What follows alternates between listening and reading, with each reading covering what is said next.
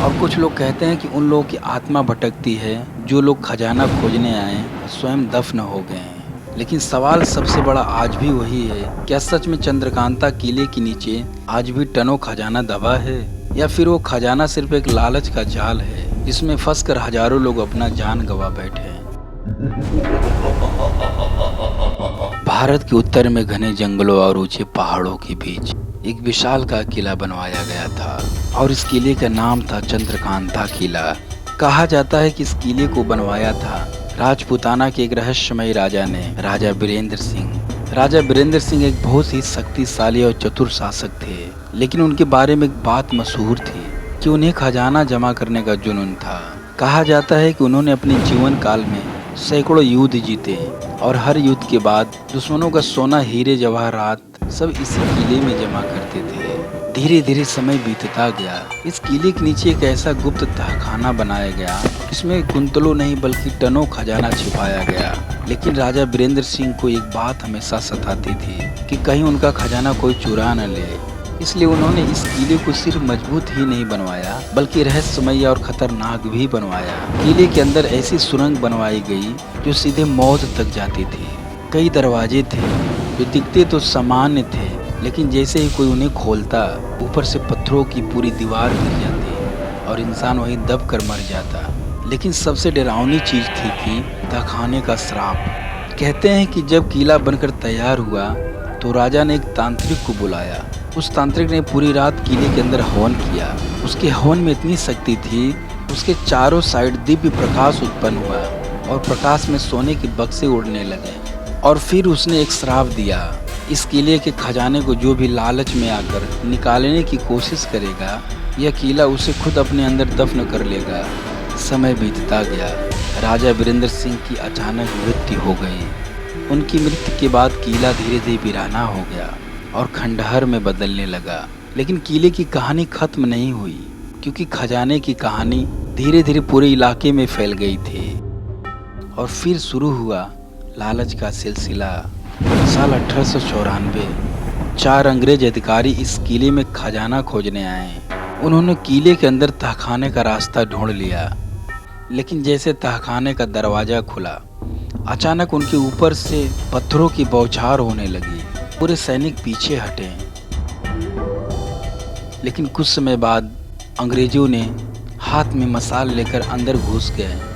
लेकिन उस रात किले से अजीब आवाजें आने लगी। जंगल के लोगों ने बताया कि आधी रात को किले के अंदर से चीखने की आवाज आ रही थी।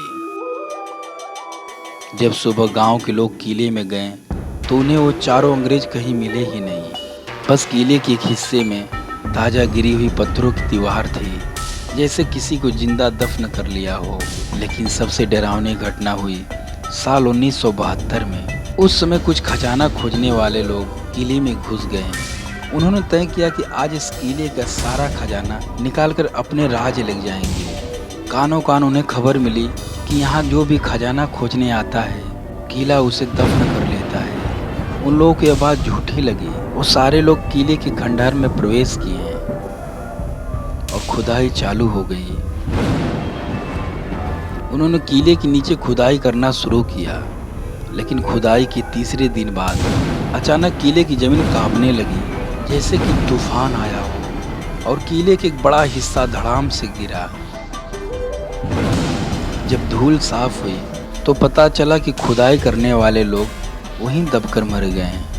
उसके बाद सरकार ने इस किले के आसपास जाने पर पाबंदी लगा दी। कहानी यहीं खत्म नहीं हुई। उस साल बाद कहते हैं कि करीब 40 से 50 साल पहले पास के एक गांव की एक औरत हर रोज की तरह दोपहर के समय इस किले के खंडहर में अपनी बकरियां चरा रही थी। दोपहर का समय था, चारों तरफ सन्नाटा था और गर्म हवा किले की दीवार से टकरा रही थी। तभी अचानक किले के अंदर से पत्थरों की गिरने की आवाज आई। औरत ने सोचा शायद कोई जानवर अंदर चला गया हो और फंस गया हो। जिज्ञासावश वह धीरे धीरे किले के अंदर गई।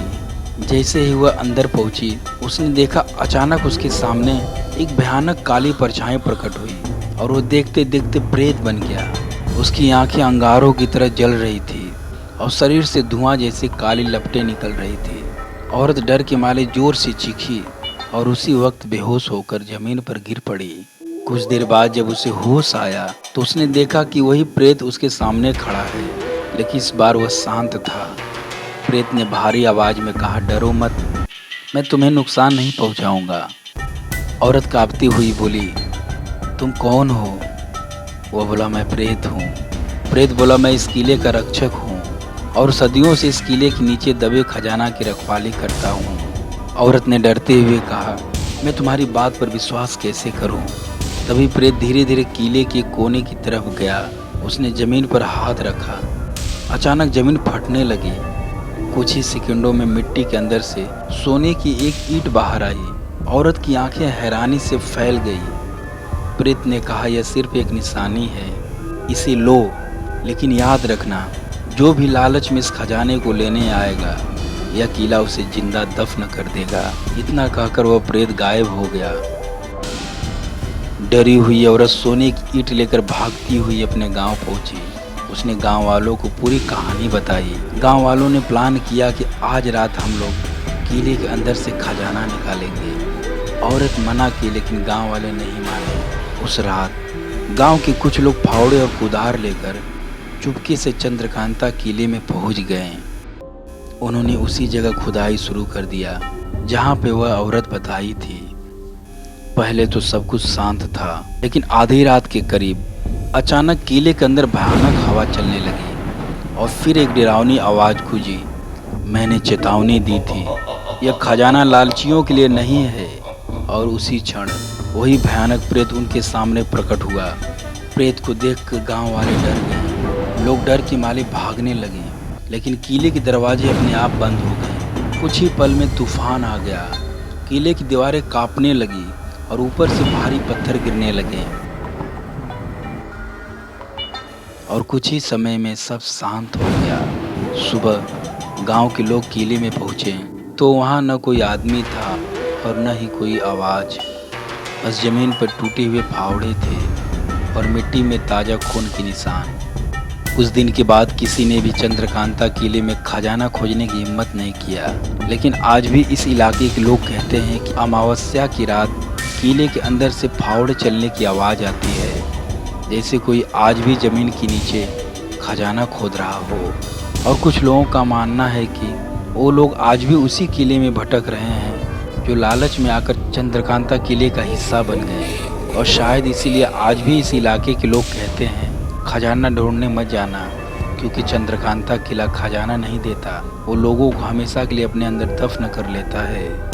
कुछ लोगों का मानना है कि राजा की आत्मा और उनके सैनिकों की आत्मा आज भी इस किले के खजाने का सुरक्षा करती है। अगर आपको ऐसी वीडियो पसंद है तो वीडियो को लाइक करें, चैनल को सब्सक्राइब करें, कमेंट में ज़रूर बताएं कि कहानी कैसी लगी।